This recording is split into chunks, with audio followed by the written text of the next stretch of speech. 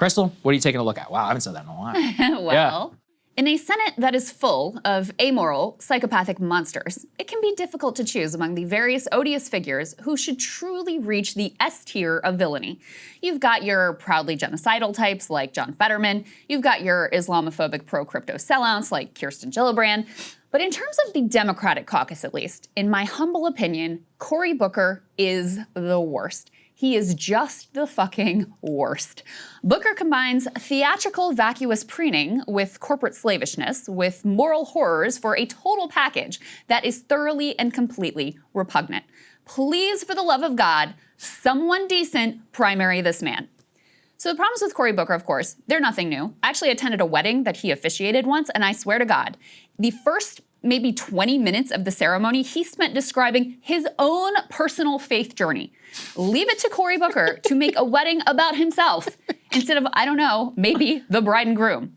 I'm also old enough to remember when Booker went on Meet the Press as a top Obama surrogate to decry that campaign's attacks on Mitt Romney's Bain Capital private equity record. This was really something. That stuff, I have to just say from a very personal level, I'm not about to sit here and indict private equity. To me, it's just this, we're getting to a ridiculous point in America, especially that I know I live in a state where pension funds, unions, and other people are investing in companies like Bain Capital. If you look at the totality of Bain Capital's record, they've done a lot to support businesses, to grow businesses, and this, to me, I'm very uncomfortable. You know, this kind of stuff is nauseating to me on both sides. It's nauseating to the American public. Enough is enough. Stop attacking private equity, stop attacking Jeremiah Wright. This stuff has got to stop, because what it does is it undermines, to me, what this country should be focused on. It's a distraction from the real issues. It's either going to be a small campaign about this crap, or it's going to be a big campaign, in my opinion, about the issues that American public cares about. Nauseating. Okay.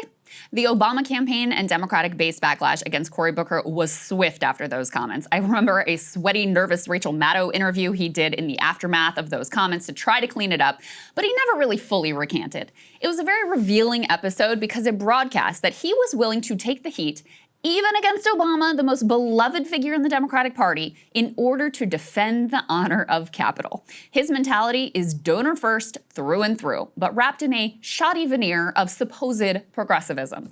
Booker's not stupid, though. Unlike some of his duller compatriots who thought that there was political advantage to be gained from playing footsie with MAGA, like, let's say, Gavin Newsom, having Charlie Kirk and Steve Bannon on his podcast, or all of the Doge caucus people, Booker recognized pretty quickly in Trump 2.0 that the Democratic base was desperate for figures who would stand up and fight the Trump administration.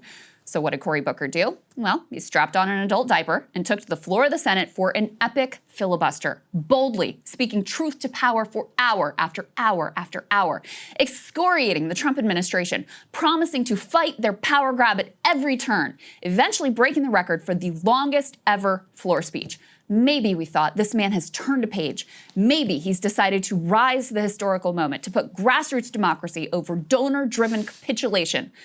But even in this speech marathon, the red flags were pretty clear. First of all, it wasn't actually a filibuster, as it wasn't blocking any actual action.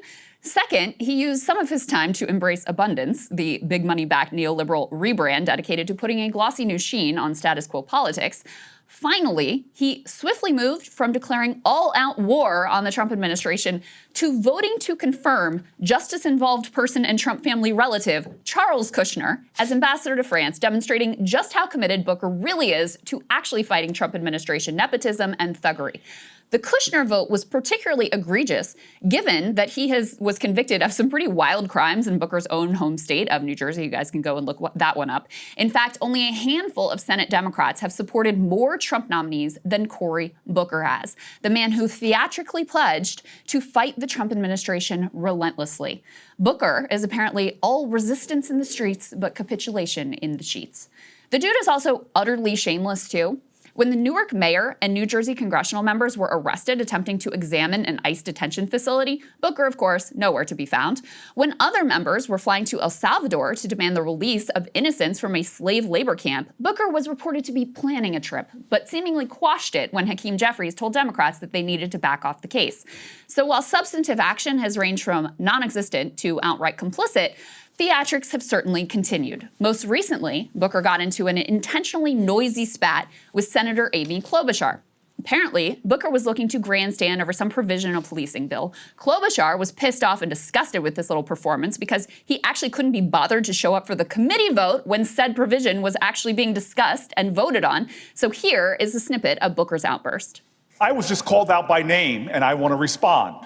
I don't need somebody implying in any way that this is not vital to me and my state, that we have resources for our police officers. But what I am tired of is when the President of the United States of America violates the Constitution, trashes our norms and traditions.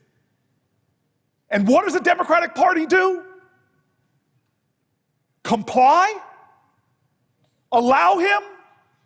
Beg for scraps? No, I demand justice. It's time for Democrats to have a backbone. It's time for us to fight. It's time for us to draw lines. And when it comes to the safety of my state being denied these grants, that's why I'm standing here. Don't question my integrity. Don't question my motives. I'm standing for Jersey.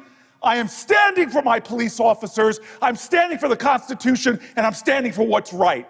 Standing for what's right, you say? Well, it will surprise no one to learn that shortly after this tour de force of moral preening, I believe in front of an empty chamber, by the way, Booker would once again vote to ship offensive weapons to Israel so they can continue their campaign of terror against starving Palestinian children.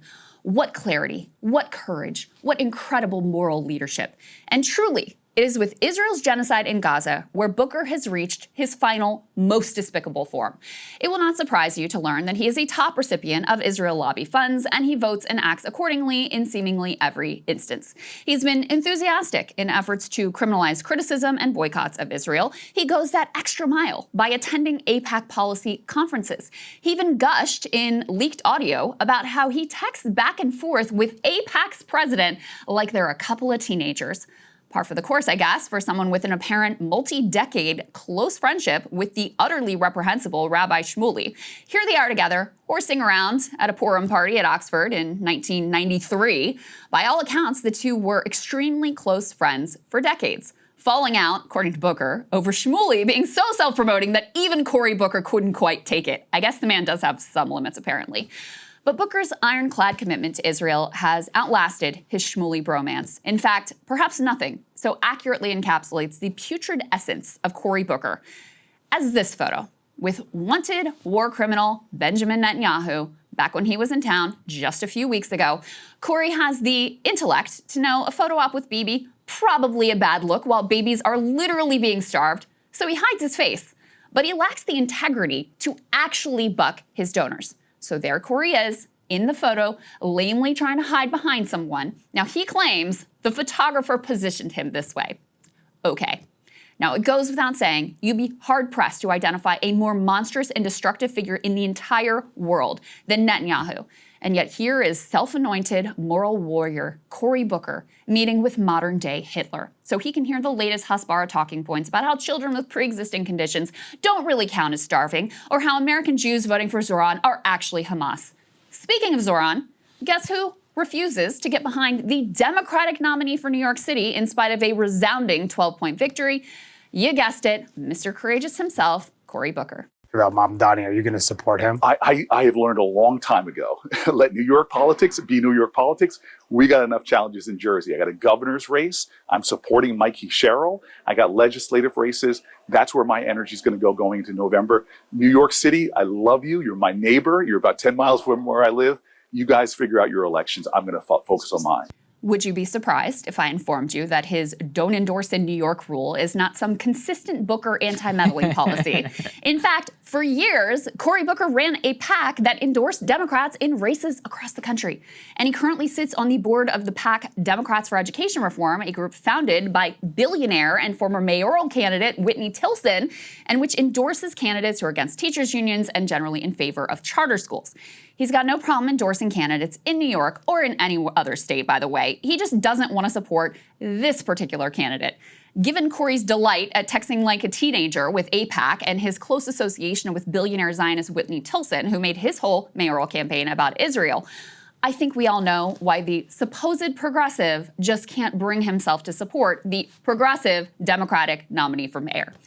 To top off all the self-congratulation and cash grab and really wrap it all in a bow, Booker has decided to turn his 25-hour speech into a book called Stand. On the publisher's website, they describe Stand as, quote, a celebration of the Americans who chose to get up in the face of injustice, who championed the uniquely American values central to making our nation a more perfect union, despite seemingly insurmountable obstacles. It's also, they say, a guide for today. Leadership is not derived from position or title. It comes from action and example. Action and example, really?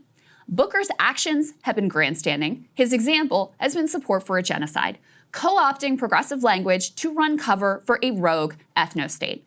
For these reasons, and so many more, I do hereby declare that Cory Booker is just the fucking worst. Watching him out there, still doing his little... Hey, if you like that video, hit the like button or leave a comment below. It really helps get the show to more people. And if you'd like to get the full show, ad-free, and in your inbox every morning, you can sign up at breakingpoints.com. That's right. Get the full show, help support the future of independent media at breakingpoints.com.